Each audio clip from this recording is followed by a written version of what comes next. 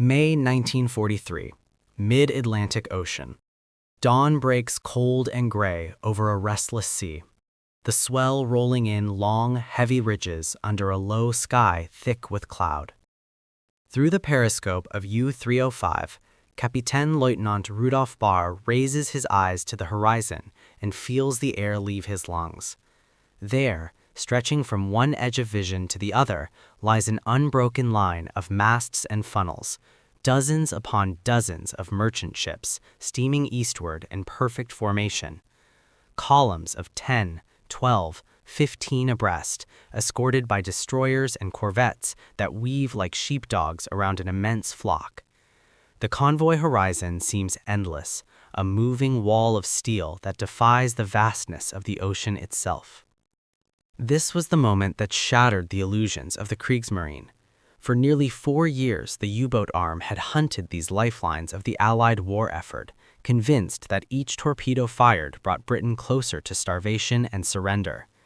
In the early happy times of 1940 and 1941, the Wolfpacks had struck with devastating effect, sinking hundreds of thousands of tons in single months. Convoys were found, shadowed and ravaged under cover of night. German commanders returned to Lorient and Brest as heroes, their boats festooned with victory pennants. Admiral Karl Donitz, architect of the campaign, had calculated that sinking 700,000 tons monthly would strangle the island nation. Yet by the spring of 1943, the arithmetic no longer added up. The convoys had grown monstrous in scale. Where once 40 or 50 ships had crossed together, now formations of 80, 90, even over 100 vessels plowed the North Atlantic routes. The slow convoys, designated SC, lumbered at 8 knots but carried bulk cargoes in overwhelming volume. The fast HX series raced ahead at 10 or 11 knots, laden with tanks, aircraft crates, and aviation spirit. From Halifax and New York, they departed in relentless succession, one every few days, their numbers swelling as American shipyards poured forth new hulls at a pace no European power could match. German sailors, peering through periscopes or from the bridge in surface attacks, expected scattered targets, vulnerable stragglers, perhaps a dozen ships guarded by a handful of escorts. What they encountered instead was an industrial procession that mocked their efforts. The horizon filled not with isolated freighters, but with a continuous parade of Liberty ships, those ugly, riveted American products churned out by the hundreds. Simple in design, welded rather than riveted in later models for speed, each displaced over 10,000 tons and carried everything from locomotives to lentils. By May 1943, the United States had launched more than 1,000 of them, with production climbing toward 3 ships every 2 days. No matter how many went to the bottom, more appeared on the horizon, fresh from the ways at Baltimore, Richmond, or Portland.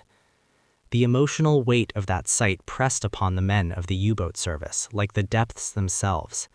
They had been told the enemy merchant fleet was finite, that Britain teetered on the edge of collapse.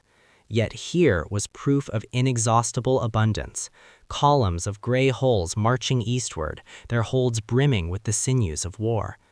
Escorts no longer fled in panic, but hunted with radar and hedgehog mortars, supported by long-range liberators that closed the once safe air gap. In March, the Wolfpacks had savaged convoys HX-229 and SC-122, sinking 22 ships. German propaganda hailed it as the greatest convoy battle of all time. But the cost, 15 U-boats lost in April alone, rising to 41 in May, revealed the truth. Black May, the crews called it afterward, a month when the hunters became the hunted. Documented accounts from the period capture the growing despair. Donitz himself noted privately in his war diary the staggering rate of Allied replacement. Official Kriegsmarine records show that between January and May 1943, while U-boats sank nearly 1 million tons of shipping, American yards alone delivered over 2 million tons of new merchant hulls. One captured U-boat commander, interrogated after his boat sinking, spoke of sighting a convoy whose masts filled the horizon like a forest, estimating over 100 ships under heavy escort.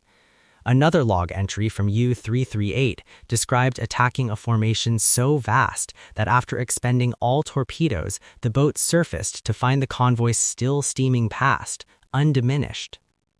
The transformation came swiftly and irrevocably. Men who had enlisted with dreams of decisive victory now faced the reality of attrition they could not win. Patrols grew longer, risks greater, returns fewer. The endless Liberty ships became the recurring symbol of American industrial might. Simple, mass-produced, yet collectively overwhelming. Each identical hull, flying the Stars and Stripes or the Red Ensign, represented not merely cargo, but the democratic abundance of a continent untouched by bombing, its factories humming night and day. Where German shipyards struggled under air attack to complete a handful of advanced Type 21 boats, American workers launched liberty after liberty, their welded seams a testament to speed and scale over elegance. By late May 1943, Dönitz ordered the withdrawal from the North Atlantic convoy routes. 41 U-boats lost in a single month, nearly a quarter of the operational force, could not be sustained. The Wolfpacks scattered to less contested waters, but the damage was done. The Kriegsmarine had met the measure of its enemy and found it boundless. Convoys continued to cross unmolested in numbers that mocked earlier triumphs. The horizon that once promised rich hunting now foretold inevitable defeat. In the end, that endless convoy horizon revealed a larger truth. Freedom, when rooted in vast resources and united purpose, produces not merely weapons, but an inexhaustible will. The Liberty ship, plain and prolific, embodied the quiet power of a society able to feed, arm, and sustain allies across oceans. Against such abundance, no blockade could endure. The gray Atlantic, witness to so much loss, carried forward the promise that no tyranny could outlast the patient, prodigious effort of free peoples to supply hope itself. And in that steady procession of hulls stretching to the edge of sight lay the assurance that light would reach the far shore.